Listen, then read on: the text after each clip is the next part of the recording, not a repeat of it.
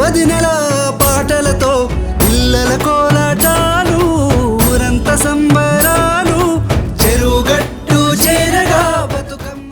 మానకుండలు కూడా పూజ జరుగుతున్నది. ఇప్పుడు మా వానక్క దీనికి బాగా కొంచెం దాన్ని ఏమంటారు మైథలాజికల్ థింకింగ్ ఎక్కువ కాబట్టి ఈ పూజ గురించి కొంచెం అందరికి చెప్పక్క మెల్లగా స్టార్ట్.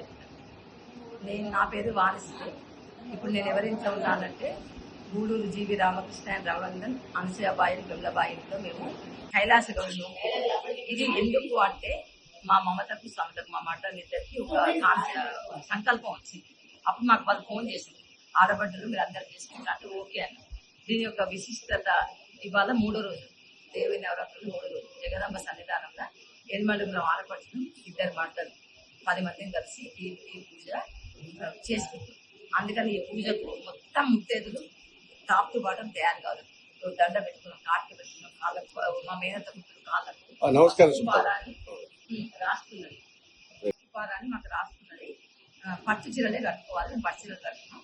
దీనికి ఇది ఏంటంటే కైలాసగిరి నోము అంటే బట్ట యొక్క 5 ప్రాణాలు మన శరీర భాగాలు ఉంటాయి కాబట్టి 1 పొట్టు 2 మకర చిత్రాలు 3 ముక్కు పొట్టు అంతా అందరం కొడుకున్నాం కూడా 4 గాజులు 5 పట్టెలు.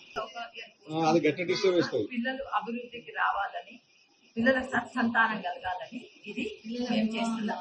పిల్లల వివాహం కావాలని మేము చేస్తున్న పూజ ఇది.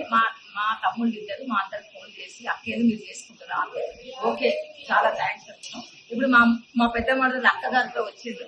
5 కేజీల కుంకుమ 5 కేజీల పసుపు మేము నోరుకుంటున్నాం. మా మడదలు ఇద్దరేమో 11 కేజీలు అంటే పూజ భర్త మంచి ఉండాలని చెప్పి అంతేనా? Thank you.